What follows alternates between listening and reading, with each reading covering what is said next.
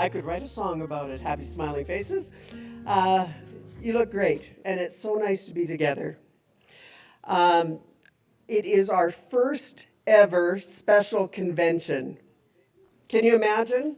Yes, first ever special convention. You are a part of history, and that's.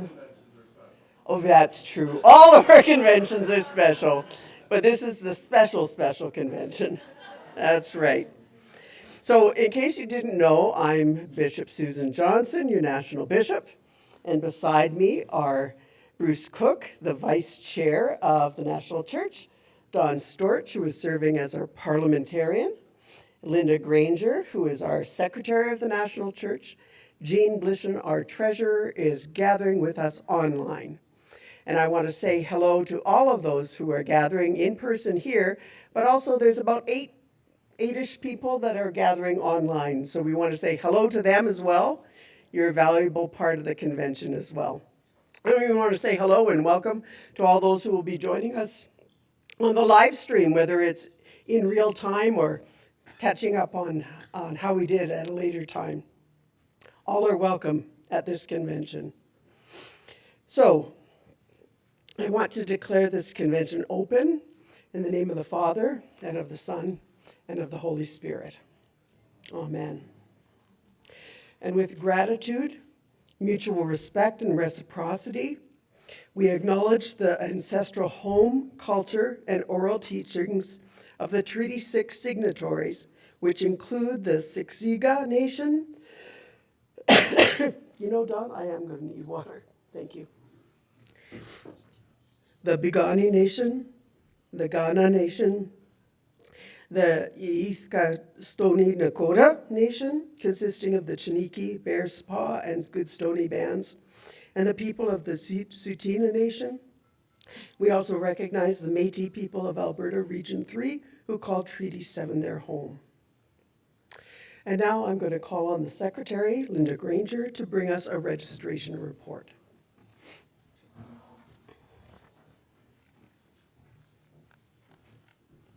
Thank you, Bishop. As of registration right now, there are 40 rostered delegates, 39 lay delegates attending in person. There are 6 delegates attending online, 5 National Church Council members with voting rights, and we have 14 visitors and guests. I would declare that we have a quorum. That's wonderful. We can continue with our business. We're now going to move on to the adoption of the agenda, and you can find that on Section C, page 1 and following, if you want to look that up. And I need to tell you that there are a couple of amendments that we are recommending. There's been just an ever so slight confusion occasionally between ourselves and the Anglicans in terms of communication. And the closing worship time was one of them. And so I thought worship was at 9 o'clock, but apparently worship is at 8:30. And that takes off half an hour of our discussion time. And friends, we do have a really packed agenda. So National Church Council has amended the agenda, or puts forward the agenda that on Friday night and on Saturday night, we would begin at 6:30 instead of 7. It's a way we can honor the people who have worked so hard on task forces and preparing other motions so that we can honor their work and get our work done, because we want to make sure we try and do as much as possible here and not just refer it to National Church Council. So with those amendments, I'm going to put forward the agenda, but before we do that, we are going to require you to do some tests of the voting system. So you all received emails about this, about how to go online and find that voting system. You need to log into your unique account at eballot.io/ELCIC. That's eballot-io/ELCIC. Or if you're already logged in, you need to refresh it. Refresh your web page so that you can view the active ballot. You're going to make your selection based on the options provided, review your selection, and then submit your vote. You'll receive a successful vote page and a confirmation number once complete. So you can check yourself by making sure you get that successful vote affirmation. Let's try it out. So we're going to have a test question now. Oh dear, here you go. If you had to eliminate one of the following foods forever, what would it be? That's eliminate. Make sure you know what you're voting for. It's not what's your favorite, it's what you would get off the earth altogether. Pizza, tacos, or hot dogs. So you vote. We'll give you a little bit of time. Look for that affirmation. It's always great to get affirmation.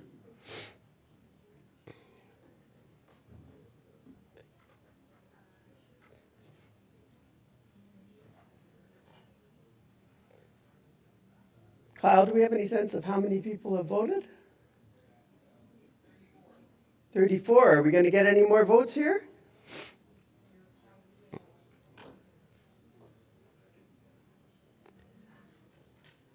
I'll give you another minute or so.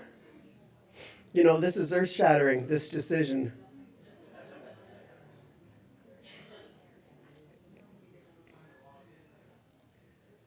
Pardon me? Oh, still trying to log in. Can we go back to the other slide with the URL on it?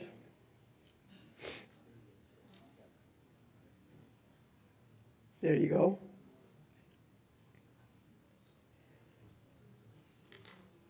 There are 2 microphones there and there if you need to ask a question. It's just hard to get. Thanks, Barb. So for those of us that brought the wrong device, who did the email with the password come from? And would that still be legitimate On the second device? if it's been used once? Yes. Okay. Kyle, can Thanks you so go to the much. mic and answer that, please?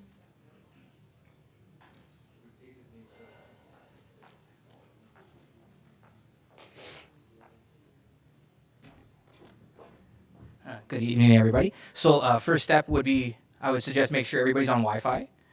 Get the guest account and make sure everybody's on Wi-Fi. Once you're on Wi-Fi, whatever password and access that you used on any device will be good on any device you use here.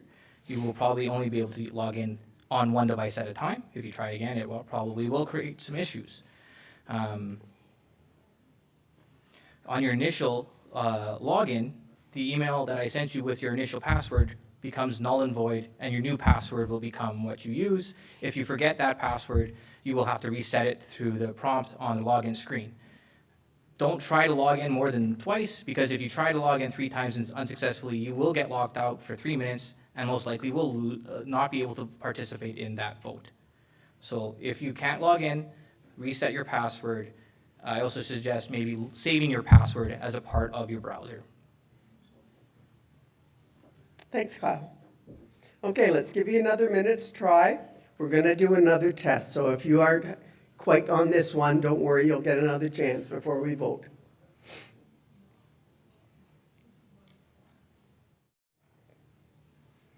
That's great. I see neighbors helping neighbors. That's fabulous.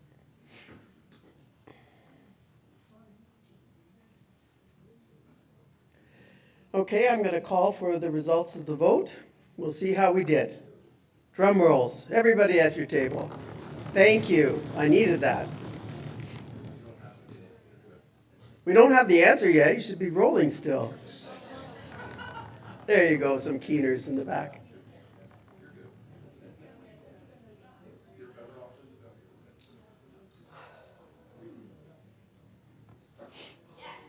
Hot dogs are gone. Oh no. I'm kind of brokenhearted, but there you go. I bow to the will of the crowd. Let's try another test vote so you become more comfortable with this system. We aren't doing too many votes tonight, so you'll have a chance to sort of top up your skills. Now, here you go. Which of the following countries would you like to visit? Most like to visit? Brazil, Spain, or Iceland?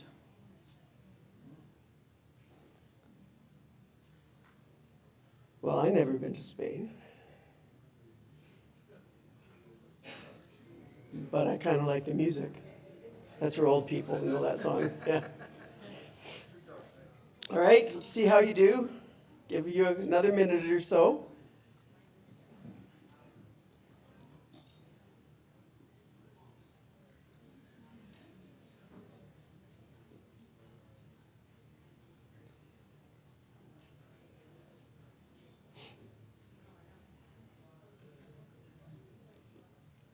And another moment. See people really being serious about this.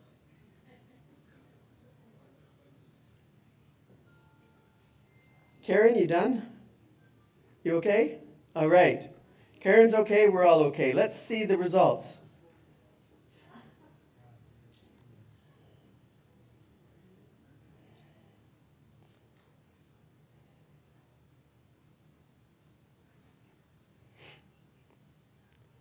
And Iceland has it.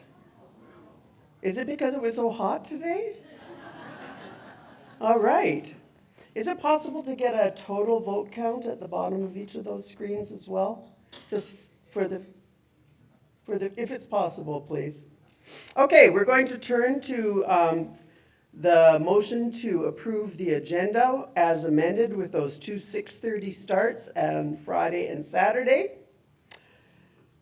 And let's see the voting screen. It's just going to be in favor and opposed, I believe. Can we see that screen?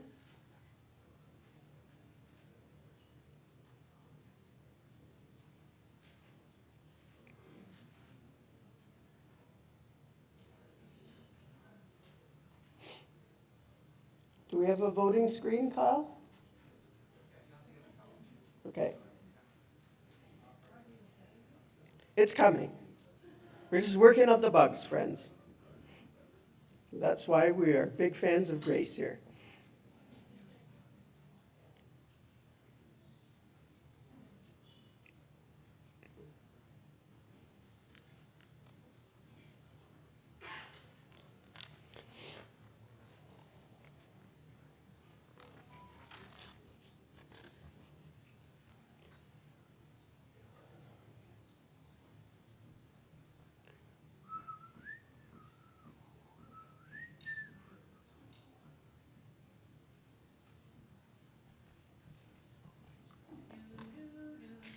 Thank you. Thank you. Yes.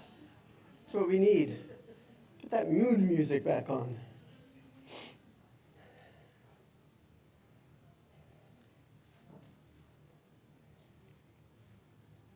Is it still raining outside? Yep. Okay, thanks. Thanks for that cheery news.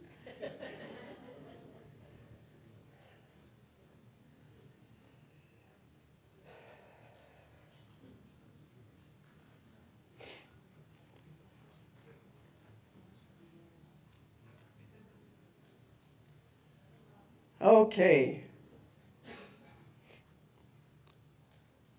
That the 2023 Special Convention adopts it's not an amendment, it's a motion. You know, let's try something, because we're just getting into this now. All those in favor of adopting the agenda, please stand.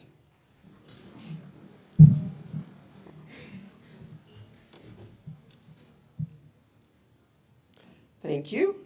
Please be seated. All those opposed to adopting the agenda, please stand. The motion is carried. Let's move on. I'm going to turn the microphone over to, and the chair over to Bruce, our vice chair, and move to the other podium.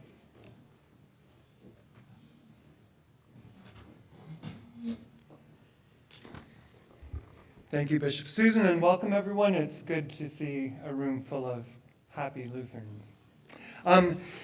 We're going to take some time for orientation now, and I turn it over to Bishop Susan to lead us through that. Great, thank you. Sorry it's me again, but this is the way you go.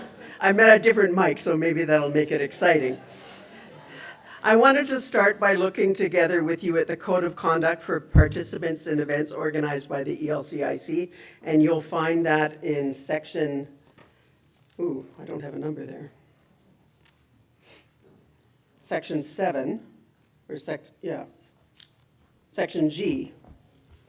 No, it's in the first appendix, that's what it is. Appendix 1, that's right, thank you. And start looking on page 2, because that's where the print is.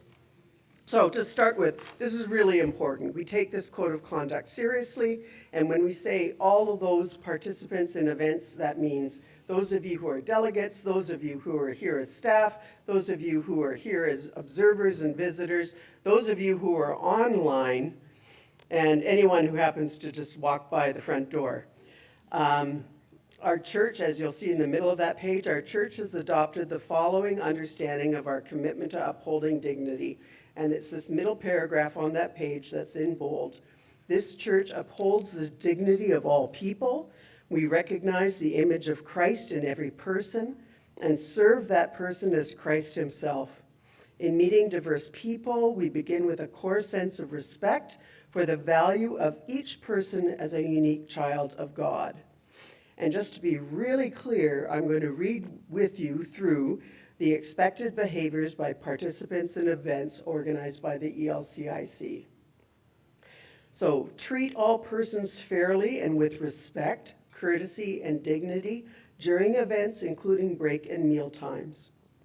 And especially at microphones, please, people, and especially at microphones. Behave respectfully towards others and do not misuse personal or professional relationships.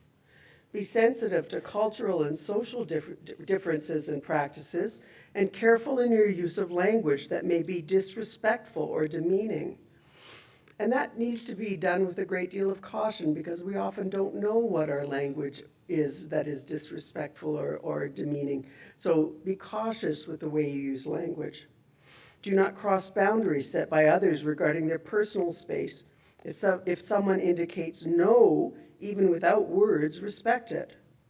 Do not engage in behaviors such as bullying, harassment, sexual abuse, or sexual harassment. Do not make false accusations against people for your own advantage. And commit to working with the process outlined, even if you are the subject of the complaint. So we do have a complaint handling committee appointed for this convention, special convention time, and I'd like to introduce you to those members of the complaint handling committee, and I'll ask them to stand as I read their name and stay standing. So Reverend Prema Samuel, over here. Reverend Sean Bell, here at table 3. Mark Heinen, back at table 19. Reverend Chung Young Lam, here at table 9. And they'll be assisted by a staff person, Carmen Ramirez. Carmen, would you stand as well? Thank you. So, thanks very much, and you may be seated. If you have a concern or a complaint against someone, we encourage you to first, if you are comfortable, go and speak to that person and deal with it one-on-one. But if you are not comfortable going and speaking to that person, then the person you need to speak to is one of these people that just was introduced. And they will help you through the process of either doing mediation with the person or whatever it takes to resolve the situation. And if it's something that can't get handled during this time, or perhaps it's something that happens online and you aren't able to contact the complaint handling committee, there is also a website, email address, I get them mixed up sometimes, an email address, complaints@elcic.ca, that we will follow up after the event if there is an issue here. So I don't mean to be too school teacherish, although you do know that was my first profession, but we do want to take this very seriously and encourage you to live out the love and compassion that Jesus has showed each one of us with love and compassion for each other. So thank you very much. I invite you to turn with me then to the delegate orientation to convention procedures. And I know you have read and memorized them, but we're just going to highlight a couple things. So that's section C, page 4.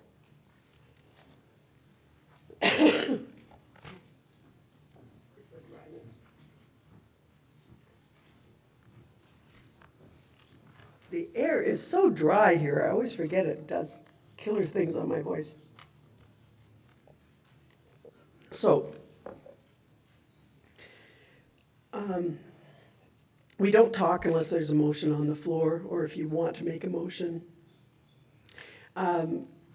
Movers may speak or make a motion and then speak, but you only get to speak once. If you speak a second time, we call the question, okay? When there are many wishing to speak, the chair will call on microphones in sequence. By tomorrow, I hope we'll see in favor and opposed on the microphone, so you can go to the microphone that represents what you're trying to say. Because if we hear 5 people in a row or 6 people in a row all saying the same thing, I'll go to the other microphone and check in to see. So we get a balanced response before we vote. Delegates who are participating online, you are being watched carefully, and I don't mean not in a spy-y kind of way, but by the Secretary, Linda Granger. And if you want to participate, please use the raise hand function, and Linda will make sure that you get into the queue so that the online people have as fair a chance as everyone else in terms of speaking. When you come to the microphone, state your name and that you're a delegate of the synod. And I remind you that delegates have voice and vote here, that the bishops have voice, that if you are an observer, unfortunately, you have neither voice nor vote. So just keep that in mind. So say you're a delegate from whatever synod you're representing. You address your remarks to the chair, whether it's me or Bruce. We don't turn around and try and influence the other people. That keeps it fair. We ask you to speak for yourself and not try and say, we are thinking or they are thinking or anything like that. Just say, I am thinking, or I feel this, or I think this. We're going to ask you right from the start not to applaud any speeches, because that can become competitive as well. So save, if you're enthusiastic about what someone has said, make a note of it and go tell them later. Okay? If you want to get a motion before the convention, there's 2 ways of doing it. One of which is if it's a germane motion. And germane just means it is applicable to what we're discussing at the time. So if we're talking about a certain report and you have a motion to make relative to that report, it would be germane to that motion. But if we're talking about a certain report and you want to talk about something completely different, that would not be germane, and it'll be ruled out of order. Now, if you want to talk about something that's not on the agenda that we have passed, that's a different question. We have a committee called Reference and Counsel, and you can see them. Why don't Reference and Counsel stand so we can see where they are? I'm happy to introduce you to Reverend David Tin, Reverend Victoria Momasika, Reverend Dr. Christine Lund, Boston Laferte. I've got to check your pronunciation, Boston, I'm sorry. Laverne Rood, and Emily Walker, and a very enthusiastic Emily Walker. So you can go and hand them a motion in writing, or, as I believe was distributed today, there is a form that you can fill in to send to Reference and Counsel so that you can get your motion into them.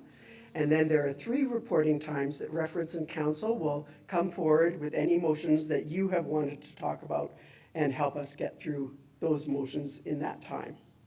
Thank you very much, Reference and Counsel. What table number are you at? 15. All right, 15. So you know where to go if you need help. We've already dealt with voting, and we'll work on the system so it gets a little bit faster along the way, but we will continue to try using that electronic system. And one thing I want to remind you is cell phones and pagers are to be turned off. Let's be polite to one another. Check your phone visually all you want, but let's not listen to your ringtone. Thank you. Are there any questions you have about procedures?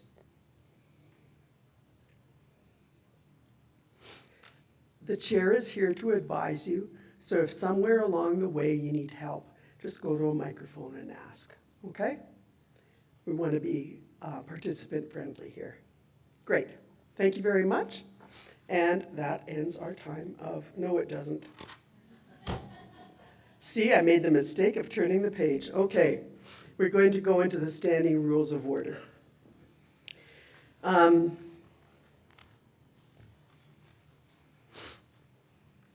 So all the motions that are coming to the floor, this is a clarification of what is printed here, will be coming moved and seconded from National Church Council. When we made the move to make National Church Council voting members, it means that they can actually move and second motions. So we don't need them to be moved and seconded on the floor anymore. Motions from convention committees, like reference in council, also come moved and seconded by the committee because they are voting delegates at the convention. When you make a motion on the floor, please make the motion first and then speak to it. If you go off on a rambling speech and then say your motion at the end, that will be ruled out of order. It's just the way Burno's rules of order are. So try and remember that one really carefully. Make the motion first and then speak to it.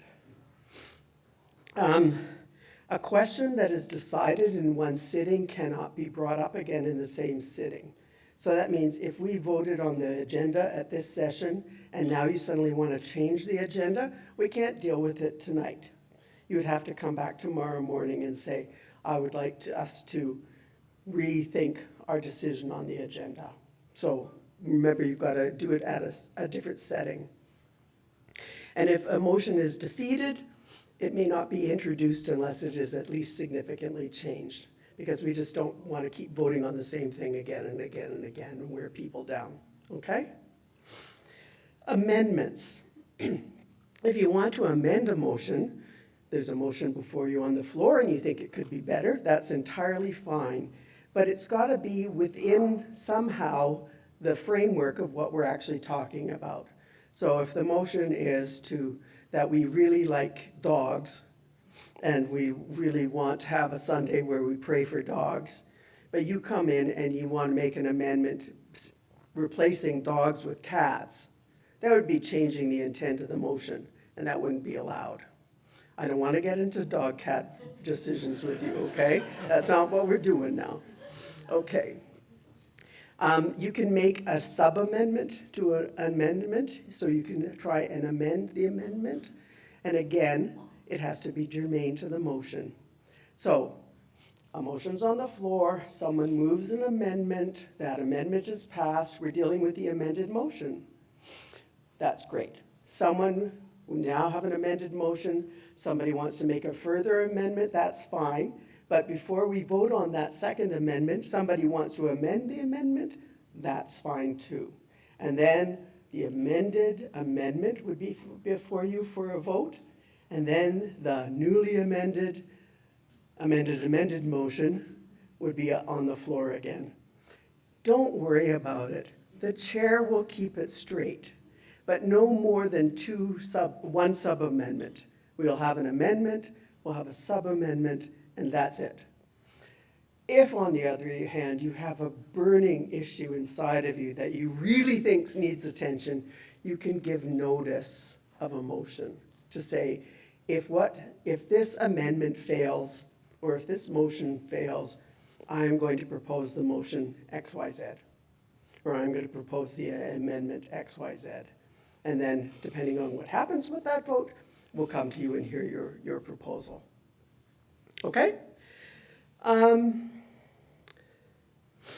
motion to adjourn debate or adjourn the meeting must be seconded and voted immediately. Please don't adjourn the meeting. We really have a lot to get through.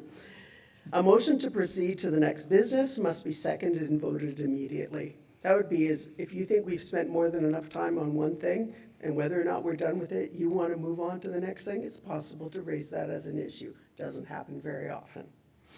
A motion to call for the question must be seconded but is not debated. So if you want to call for the question, which means I want to stop debate and move to the vote immediately, you could make that motion and we vote on that motion right away. We don't debate it, whether we should call the question or not. If you want to postpone to a specified time or indefinitely, that must be seconded and it is debatable. So if you say, all right, we're talking about this now, but I'm feeling a little frustrated, or I'm a little concerned it's getting heated, or I'm bored, or whatever, I would like to postpone this motion till tomorrow morning. Or I'd like to postpone this motion indefinitely, which will basically wipe it out. That's a possibility. And that has to be seconded, and it's debatable. Same thing with tabling a question, which is a similar thing. To table a question, takes it off the floor, puts it on the table. We can always take it off the table and back onto the floor later. It sounds like a French exercise to me when I say it that way. And you can table to a specific time, and you can table indefinitely as well. You can also refer. So if a motion is on the floor and you think this is not the right place to handle it, you can suggest referring it to National Church Council or to a committee or wherever you think, to me, to the National Bishop. I'd like to refer this to the National Bishop. Can't imagine that ever happening, but probably National Church Council. A point of order. If you think things are going screwy and people are making mistakes about the rules, you can say, I have a point of order. And to make that happen, you go right to the front of the microphone and you say, point of order. And you say what your point of order is. Your point of order might be, Bishop, you said you were going to alternate between those speaking before and those speaking against, and you're not doing that. I would be chastened and then, correct. You could say, Bishop, somebody is not following the code of conduct, and you could say why, and we would attempt to deal with that. You could say, Bishop, that is not a delegate. That person doesn't have voice here. Whatever your point of order is. But it has to happen right away. It can't be 10 minutes later. By the way, I think that person was not a delegate who spoke about such and such. Okay, clear? Butt into the front of the line and say point of order, and we'll recognize you. If you do want to speak to a question, we've already gone to this, go to the microphone, wait till the chair recognizes you, whether that's going to be Bruce or I. And as we already said, if you're online, raise the hand and Linda will help you get into the queue. The time limit for speeches at this convention is 3 minutes. So if you go over 3 minutes, the parliamentarian, Don Storch, will give you some kind of notice, and then we will stop the microphones, okay? If we are running out of time, we may reduce the speaking time to 2 minutes. So it depends on how the flow of convention is. We've got to balance everyone's need to speak with multiple people being able to speak and getting the business done. So that's just a warning that might happen. And my favorite quote from Bruno to end this section is, remarks must be made in the course of discussion, or remarks made in the course of discussion should be in good taste, be incapable of being misrepresented, and should give offense to no one. Words to live by. Thank you very much. Bruce. Thank you, Bishop Susan. We will now call on Richard Kodowich and Pastor Ron Flemond to explain the smudging that will take place tomorrow in the morning.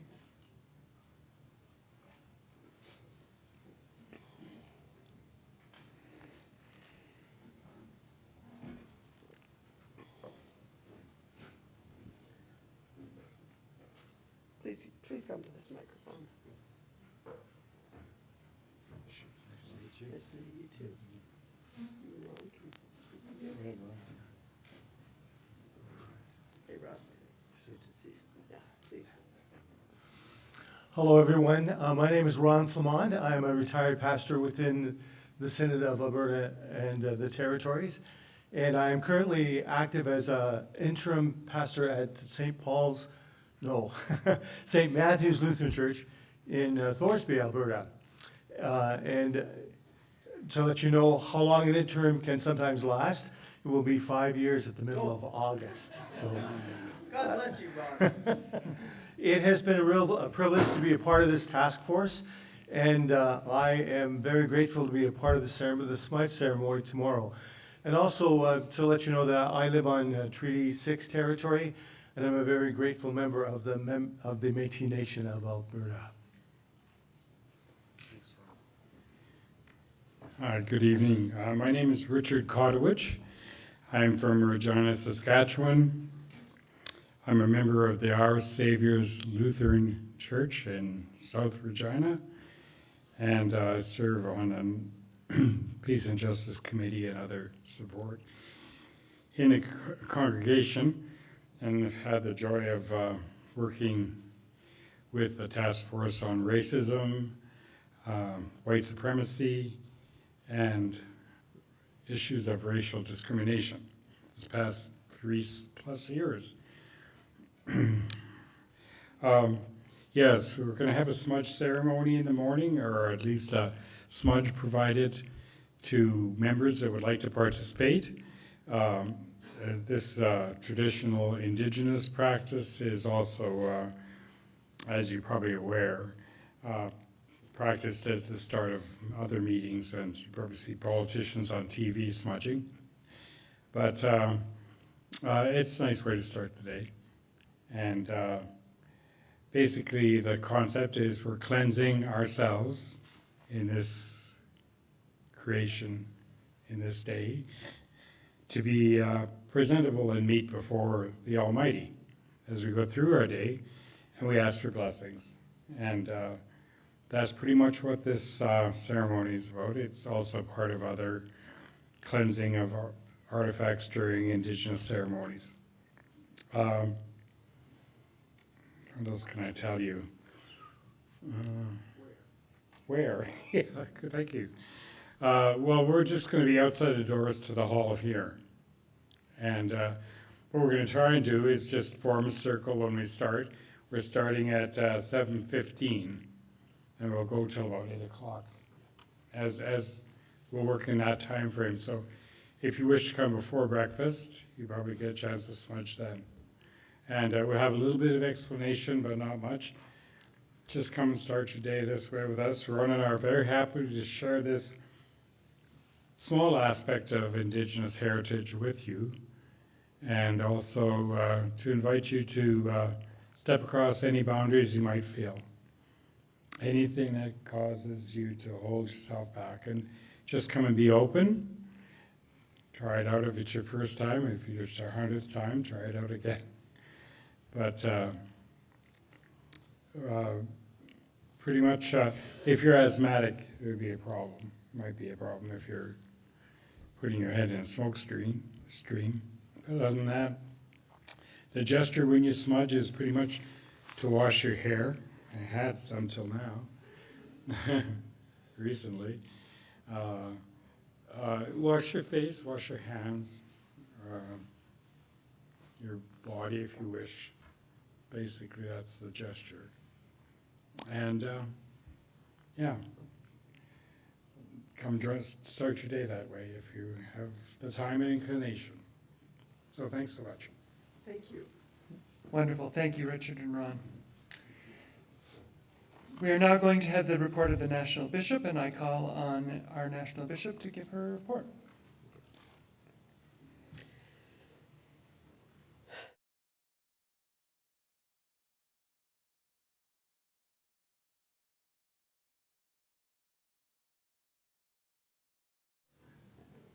Is that okay, Chair? It is absolutely fine. Please Okay. proceed. I've been doing this job 16 years now, and tonight I got nervous. I haven't been this nervous in a long time, so please forgive me, and let me finish this piece of work. Because I did want to talk to you about the work of the Committee of Reference and Council, so we're ready for that tomorrow.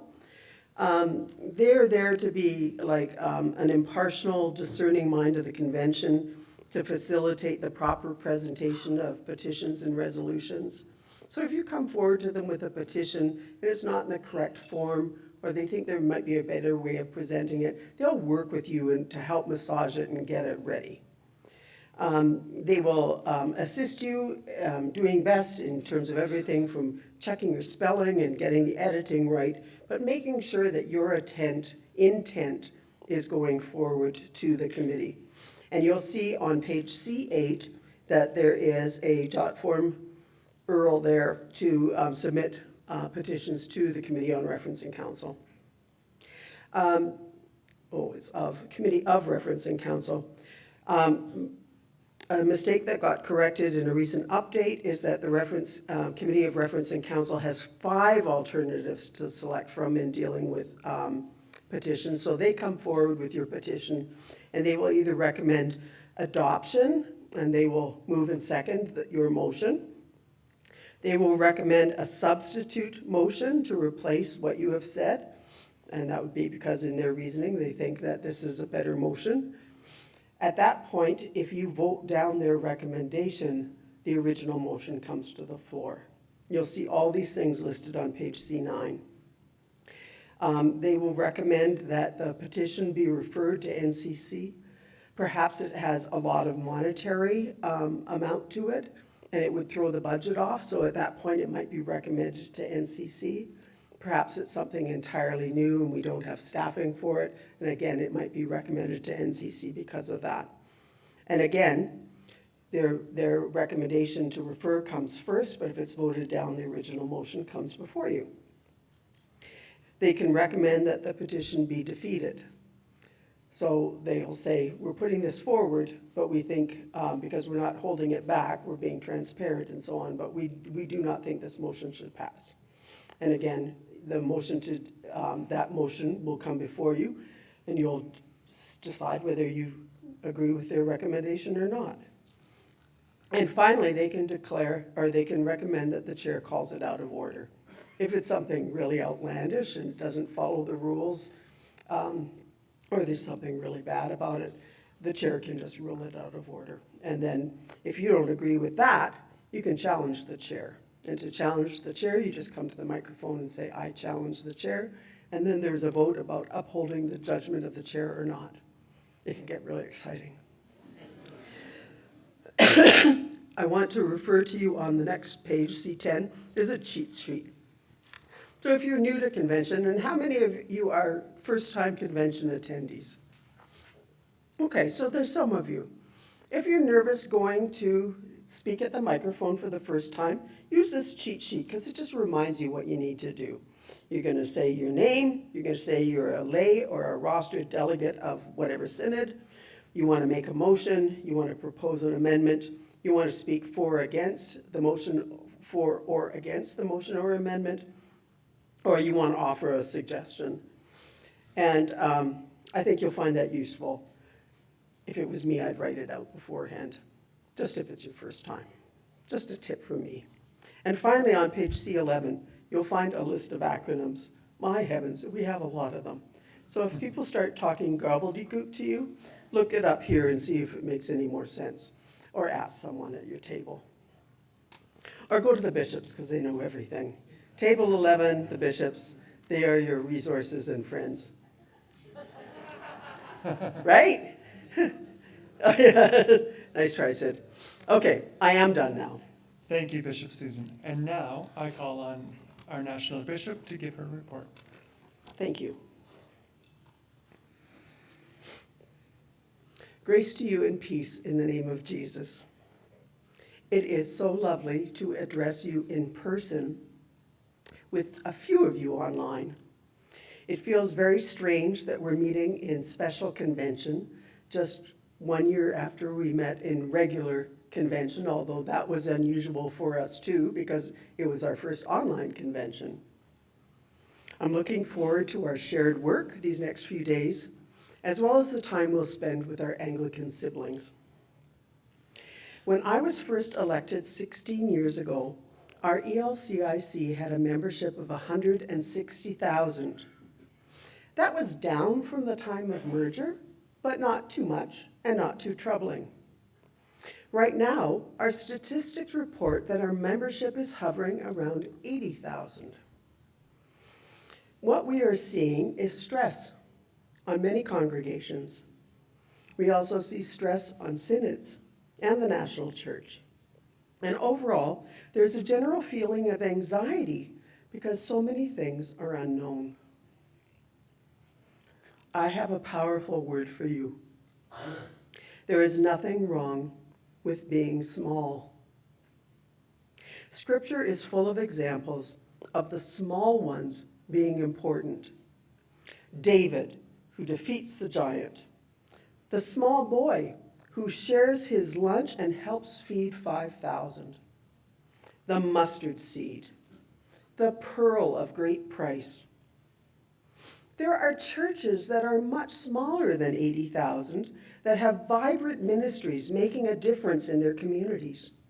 Some of our church partners are smaller than we are. The Evangelical Lutheran Church in Jordan and the Holy Land, way smaller than we are.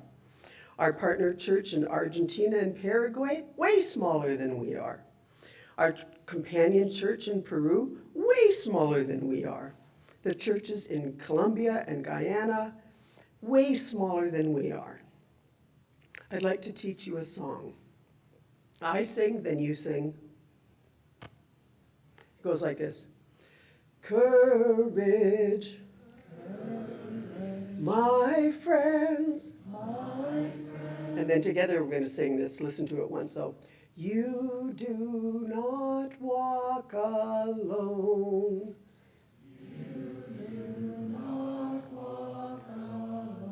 You sing so well.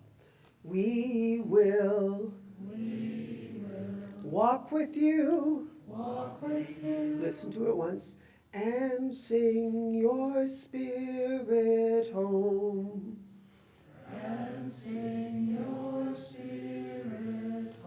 Let's try it together. Courage, my friend. Together. You do not walk alone. We will walk with you, and sing your spirit home. In just 2 years, we will meet again in convention in 2025. We will begin to celebrate the 50th anniversary of the ordination of women in our church, which happened in 1976. And among other things, we will be electing a new national bishop. You heard it here first. This fall, I will be calling our church into a time of spiritual discernment, another spiritual discipline that will follow up on our 4 years of living our faith. As small groups across the church and together, we will pray and discuss and search the scripture as we wrestle with questions like, what direction is God calling our church, our synod, our national church? And who among us has the gifts to be national bishop? Let me share a prayer with you that I found to be helpful. It is by Thomas Merton. My Lord God, I have no idea where I am going. I do not see the road ahead of me. I cannot know for certain where it will end, nor do I really know myself. And the fact that I think I am following your will does not mean that I am actually doing so. But I believe that the desire to please you does in fact please you. And I hope I have that desire in all that I am doing. I hope that I will never do anything apart from that desire. And I know that if I do this, you will lead me by the right road, though I may know nothing about it. Therefore, I will trust you always, though I may seem to be lost and in the shadow of death. I will not fear, for you are ever with me, and you will never leave me to face my perils alone. Isn't that beautiful? I'll read it to you again another day. Courage, my friend, you do not walk alone. We will walk with you, and sing your spirit we have each other walking with us. But we also have God, who's promised to walk with us and face whatever challenges are ahead of us. It's a beautiful thing. It's a wonderful thing. It's a comforting thing. Now, on a different note, last year, I did an apology to the 2S LGBTQIA+ community in our church. And I want to share that apology again because this time I get to do it to you in person. And I'm hoping that one or more of you will be more motivated to ask the convention through reference and council to adopt it as a whole church. In 2011, one of the things we proclaimed was that this church upholds the dignity of all people. We recognize the image of Christ in every person and serve that person as Christ himself. In meeting diverse people, we begin with a core sense of respect for the value of each person as a unique child of God. Today, I apologize to the members of the 2S LGBTQIA+ community for the ways we have not lived up to our commitments and to the ways we have treated you in the past and even now. I want to acknowledge the harms that members of the 2S LGBTQIA+ community have experienced in our church, the times they do not receive welcome, the times they are denied the sacraments, the times they are denied the chance to live out their vocation in the church, the times they are denied marriage, the times when they're expected to marry when they do not wish to, the times their gender identity or expression are not affirmed, the times that commitments we made to them in baptism are not honored. I acknowledge the harms that we do not know and that people have not shared. I acknowledge the harm experienced by those who still feel the need to be closeted and not live out their full identity in our church. I acknowledge those who have left our church because of the harm they have experienced. And I thank those of you who have stayed in the church, suffered repeated harms, and continue to work for change. With this apology, I acknowledge the harms we as a church have caused and those harms we continue.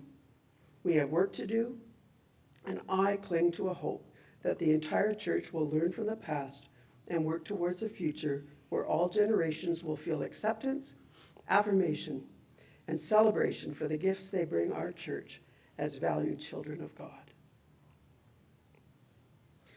Courage, my friend, we do not walk alone.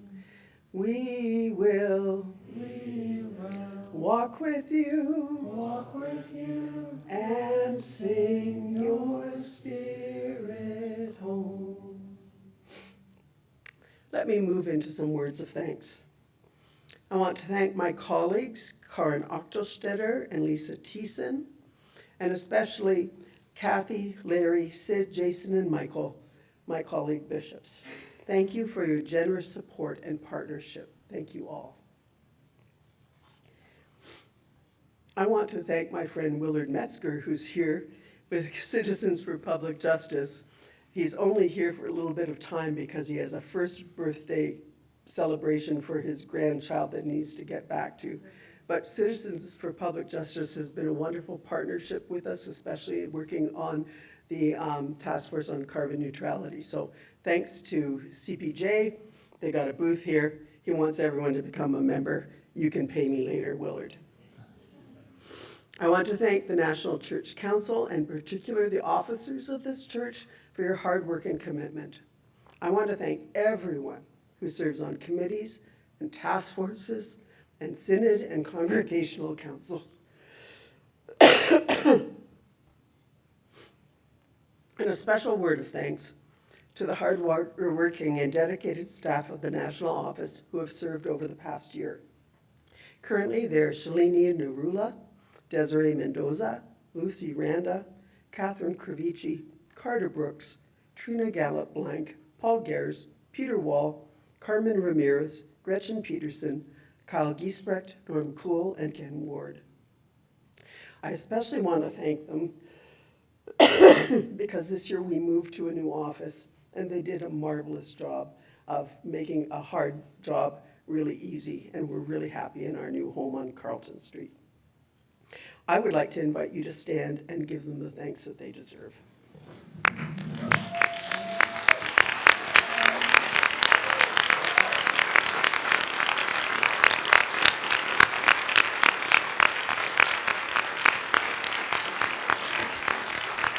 Thank you.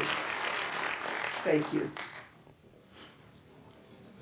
I know that I do not work alone, but rather I'm a part of a team of leadership across our church and with our partners, and for that shared leadership and collegial support, I give thanks and praise to God. It is an honor to serve you as your national bishop. I love our church, and I'm proud of what we do and what we stand for. We pray fervently. We work for justice passionately. We face challenges head on, and we embrace the future with hope. We give thanks to God for the grace we have received and strive to share that grace with the world in great need. Soli Deo Gloria. To God alone the glory. Thank you.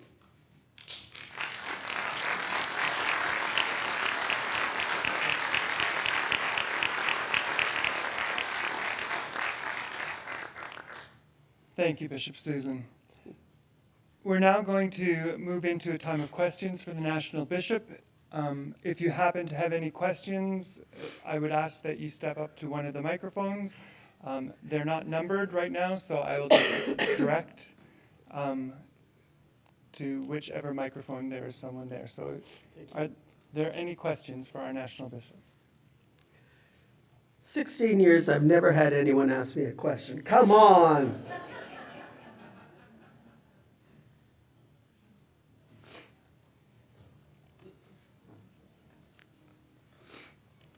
It's okay. Anyone? I saw a chair slide. Just hi. I just read the instructions. I'm Emily, representing the Eastern Synod. Is that correct? Lay or rostered? Oh, sorry. Oh, lay. Oh, way to go, seminary. My question for the National Bishop, because you asked for one, is what is your dream for our church in the next 10 years? My dream for the church in the next 10 years.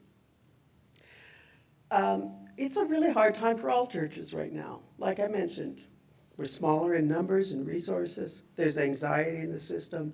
Congregations are closing. We're worried about the future. My hope is that we can continue to live in hope and trust in God, that we can continue to build on our strengths, that we can continue to deepen ourselves and become a larger church by being more faithful and faith-filled. And I think in the end, that makes us a church that will attract people.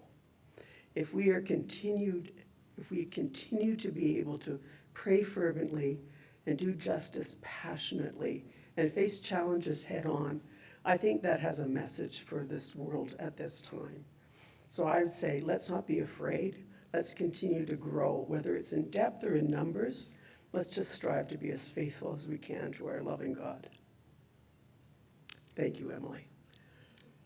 Thank you. And the non-numbered mics, microphone 1. Hello, I'm Katrina Vegan, roster delegate from British Columbia. I would like to ask Bishop Susan, you spoke about how in the fall we would start praying, and part of the prayer for discernment for our future would be praying about who has the gifts for taking on the role of the national bishop. Is there going to be more of a structured process to that? Is it going to be the way it was done in the past, or are there going to be some reforms to that? And when are we going to learn about that? Thank you. Thank you. I'm hoping we can do things a little bit differently. We're not changing the Constitution, so when it comes to the convention in 2 years' time and the vote for national bishop, we will start with a blank piece of paper, and people will write in a name. We will pray, and they will write in a name. And it takes 75% to elect on the first ballot. All of those names go onto the second ballot. After that, people submit biographical information. The list gets dropped down. If on that ballot, it takes 2/3 to elect. The list drops down to 5. There are speeches. The list drops down to 4. To 3. There are questions from the floor, and then 2, and then 1 if it goes through the whole process. We will still do all that. And I haven't talked with National Church Council yet. National Church Council, be aware, this is coming in September. But I think there's a way that we can have conversations out in the open instead of just behind closed doors to think about what is the job. I bet a lot of people really don't know what my job is, what the job is. It's not mine. It's mine. I'm working on that one. What the job is and what the gifts that are needed. We need to talk about that. Then we need to talk about people and say, do they have this gifts? Because it's not about personality and it's not about age and it's not about anything, but it's about a variety of skill sets and gifts, some of which can be learned and some of which you just need to have. This is not a starter position. This is not a job for a newly ordained pastor, trust me. You need to be a little more confident in yourself than that. Anyhow, we'll talk about that. The resources haven't been developed yet. That's my September and October job. But I think whether it's talking, I don't want us to only focus on talking about who's the next national bishop. We really need to learn how to do spiritual discernment. Because as we make big decisions, we need to do them in discussion with God and each other. So it can't just be about an impassioned, high-intensity congregational annual meeting. It's got to be, big decisions have to be made in a different framework than that. So I'm hoping we can learn some skills that will help us in different ways. I hope that answers your question. It's okay. We'll talk in September. Thank you. Microphone 2. It's not a question, it's just a comment. I loved your comment, there's nothing wrong with being small. Oh, sorry, Pastor Rebecca Graham's roster delegate, Saskatchewan. For years, I've used the phrase, God does great things with remnants. Exactly. Thank you. You're very welcome. Thank you. You know, I've been saying for years we're a medium-sized church. I still think we're medium-sized, but we are almost fitting into a small.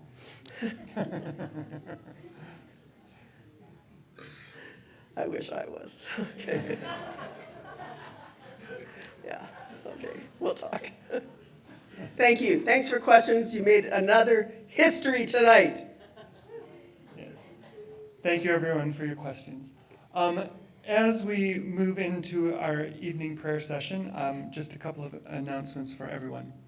As we adjourn this evening, I ask that you take all of your belongings. For those of you who don't know, this hall is also used as a dining room. So I ask that you take all belongings and move as quickly as possible to the McEwen Hall, where we will join the Anglicans for the evening prayer.